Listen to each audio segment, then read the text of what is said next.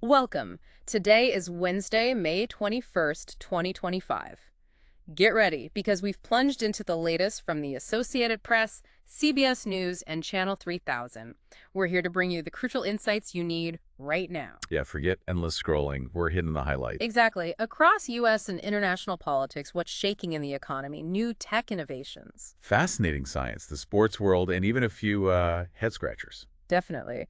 And speaking of history, May 21st, well, back in 1881, Clara Barton founded the American Red Cross. hmm A powerful reminder, really, of humanitarian efforts. It is, and it kind of connects to some themes we might touch on today. Okay, let's dive straight into U.S. politics. So what's grabbing headlines immediately is President Trump's trip to the Middle East, specifically his meeting with Syria's interim president. Right, and that's significant Well, because think about this. It's the first time these two nations have had high-level contact in, what, 25 years? 25 years, wow. Yeah. So this could really signal a major shift in the region's dynamics, potentially opening doors for, new alliances. And impacting the U.S. approach there. Absolutely. For you, this could mean changes in foreign policy priorities, maybe even influence stability in global energy markets down the line. Okay. And sticking with international relations, Trump's still pushing for that nuclear deal with Iran? He is Right. actively pursuing it. But the key condition, as always, is Tehran ending support for its proxy groups. Those groups Iran backs but doesn't directly control? Exactly. That's been the sticking point. Ending that support is the price of admission for any deal, it seems, It really underscores that, well, the delicate balance over there. and the ongoing efforts to curb nuclear proliferation, yeah.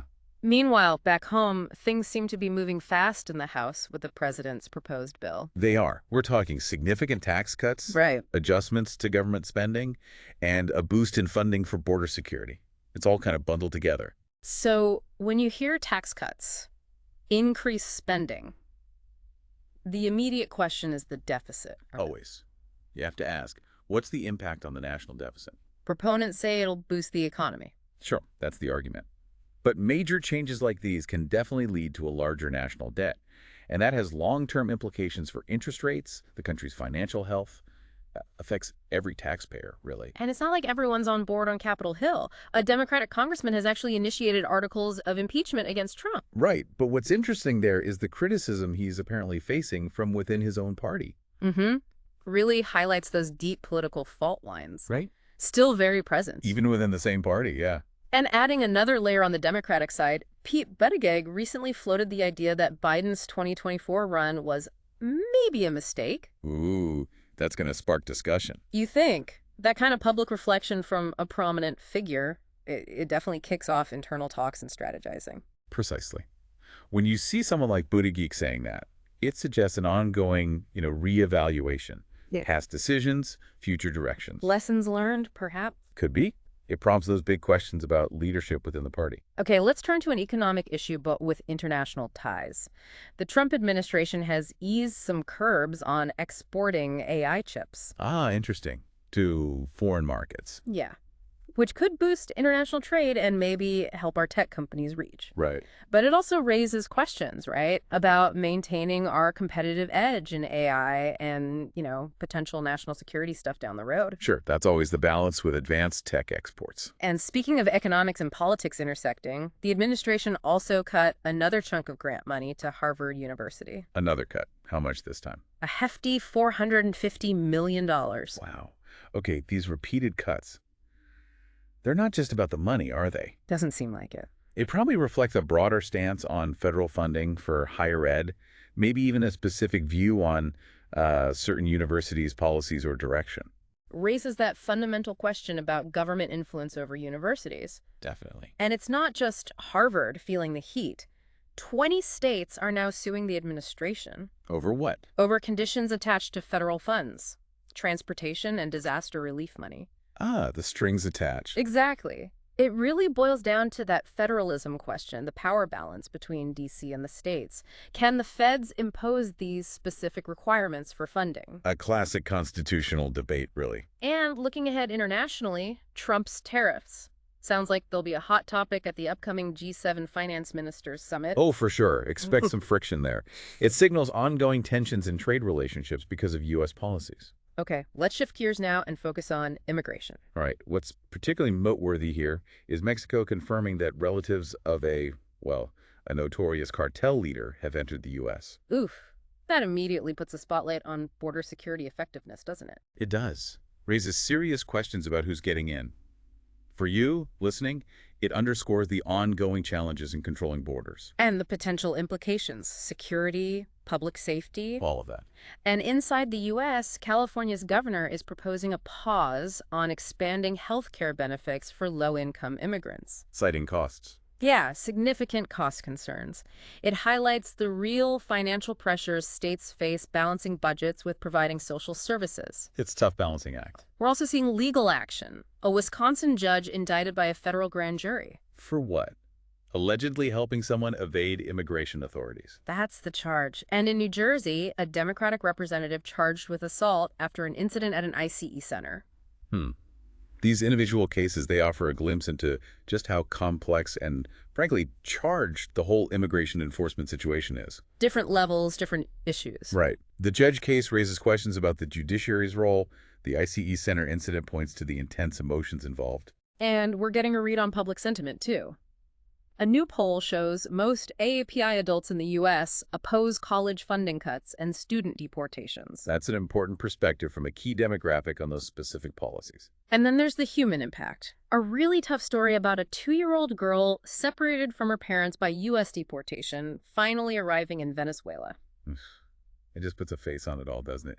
Beyond the abstract policy debates, the real consequences for families. Absolutely. And lastly on this, it looks like an older program is being revived, one that deputizes local police for Trump immigration enforcement. Oh, that's likely to stir things up again. The whole debate about local cops doing federal immigration work. Yeah, expect more discussion on that.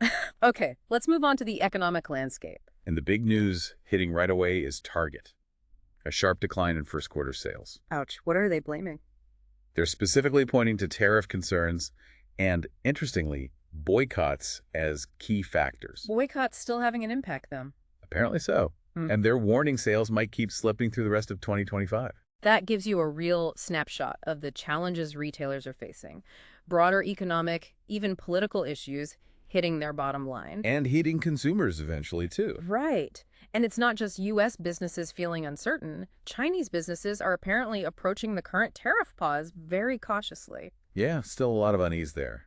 Reflects that ongoing instability in the U.S.-China trade relationship.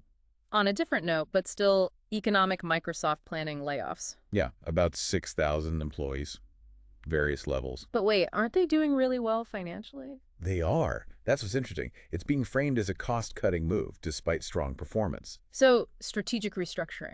Seems like it. It's becoming more common in tech, even for successful companies. Focus on long-term efficiency, adapting to the market, maybe shifting resources. We're also getting this stark picture of economic inequality. A new analysis says most Americans, the bottom 60% of households, don't earn enough for a minimal quality of life. That really highlights the significant challenges a huge part of the population is facing, just affording the basics. It's sobering. Now, for something different, the TrueMP meme coin. Oh, yeah. What about it? Buyers reportedly spent huge sums, tens of thousands, even millions, just to get invited to a dinner with President Trump. Millions. For a dinner invite tied to a meme coin. Apparently so. It's just this bizarre intersection of politics, finance, internet culture. Wow. That really underscores the speculative nature of some of these digital assets and the power political figures can have in these online financial spaces. It's wild. It really is. Okay, back to more traditional finance. State Farm got approval for a big home insurance premium hike in California. How big? 17%. Kicks in June. Ouch. It's the direct hit for homeowners there. Reflects rising insurance costs, especially in disaster-prone areas, I imagine. Probably. And finally, in the economy section, American Eagle's stock tumbled after they withdrew their financial guidance for 2025. Signals uncertainty about their future performance. Investors don't like uncertainty. Yeah. Definitely not. Okay, let's pivot again. Time for the latest in technology. All right. And the big story, no surprise, is still AI. Google's rolling out an AI mode in its search platform. AI mode? What does that mean for users? Well, think of it like Google search, trying to understand your questions more like a human would. using advanced AI to give more direct synthesized answers, maybe not just a list of links. Interesting. More conversational search. Potentially. At the same time, we're seeing movement on regulating digital assets. The Senate's advancing legislation on stablecoins. Stablecoins, those are the cryptocurrencies pegged to regular money, right? Exactly, like the US dollar. This regulatory push shows government is paying more attention, trying to create a framework for these things. Makes sense. And speaking of future tech, Elon Musk made a pretty bold prediction about self-driving Teslas. Oh. What's he saying now? He intends to have hundreds of thousands of them on U.S. roads by the end of next year. Hundreds of thousands by the end of 2026. That's ambitious. Very. Would be a huge leap for autonomous vehicles if it happens. If. Big if. Big if.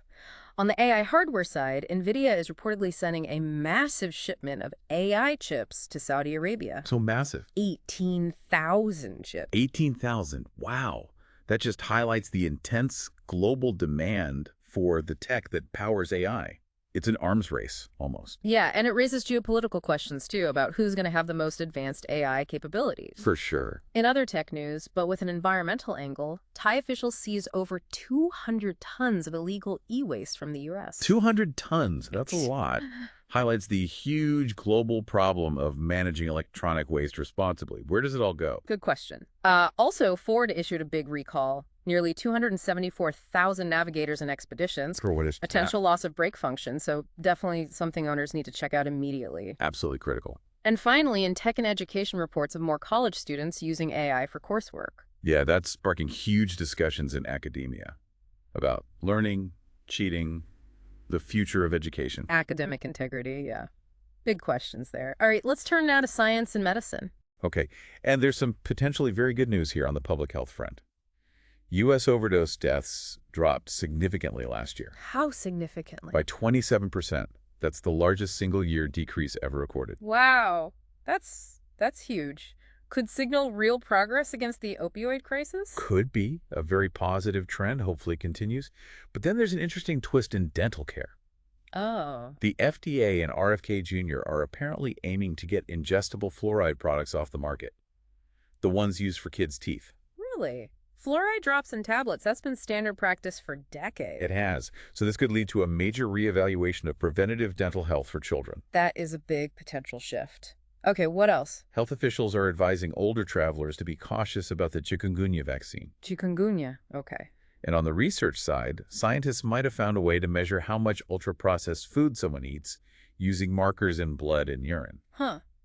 That could be useful for dietary studies. Could be. However, there's also a report about a new Trump administration policy that's limiting access to COVID vaccines. Limiting access now, that seems counterintuitive. Well, it naturally raises questions about the potential impact on public health, especially for vulnerable groups. Yeah, you'd think. Unfortunately, there's also a concerning food safety update. A salmonella outbreak linked to the same Florida grower. Wait, the one with the tainted cucumbers last year? That's the one. Suggests maybe ongoing issues with their safety protocol. Not good. Need better oversight there. Definitely. On a much cooler note, though, the Webb Space Telescope.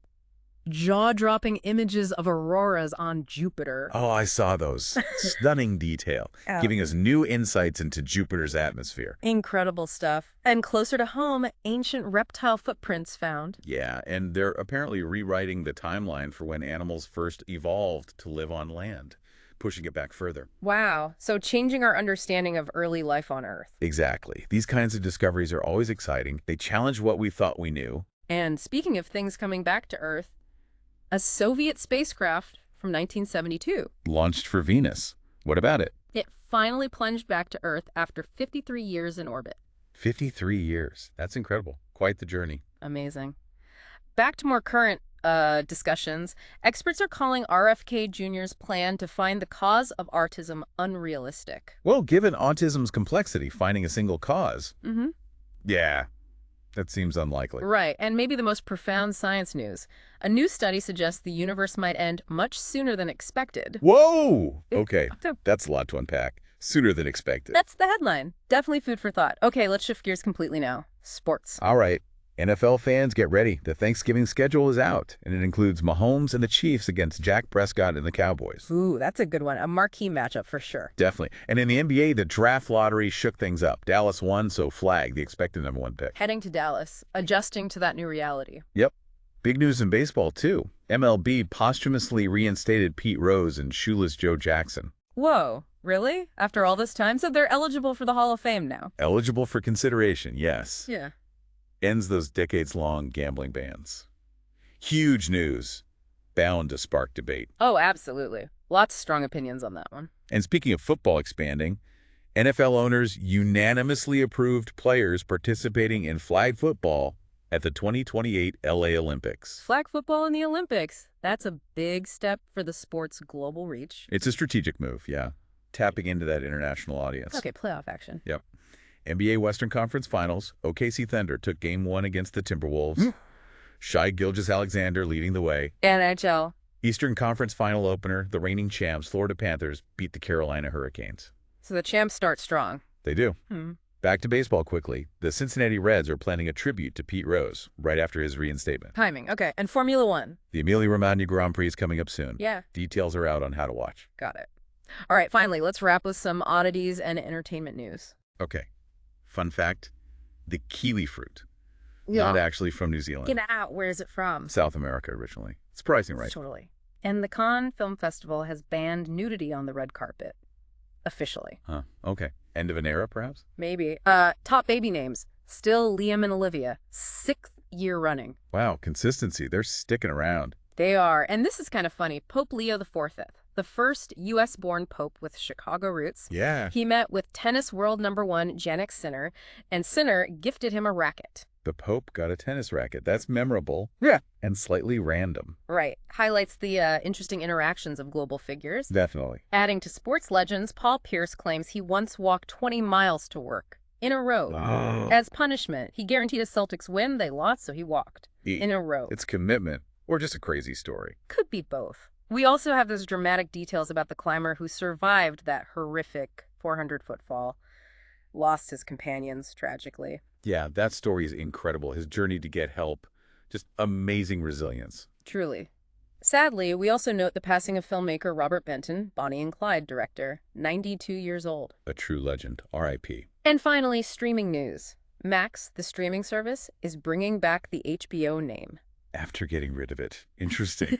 Guess they realized the brand power. HBO still means quality to a lot of people. Seems like it. Okay, so that's a whirlwind tour. It is. A lot going on. So as we wrap up this deep dive, you can really see how interconnected everything is, right? Absolutely. U.S. foreign policy shifts, economic tremors, tech breakthroughs, sports drama. Yeah. It all weaves together. Yeah, the U.S. bill debate, immigration complexities, the AI landscape, all things to keep a close eye on for you. And thinking back to the Red Cross founding today, it's a good reminder of that ongoing need for humanitarian focus amidst all this change. It really is. So consider how all these threads, politics, economics, science, even the oddities, shape the world around you. What stood out most? What questions does it leave you mulling over? Good questions to ponder. Thanks for joining us for this deep dive. We'll be back soon with another one.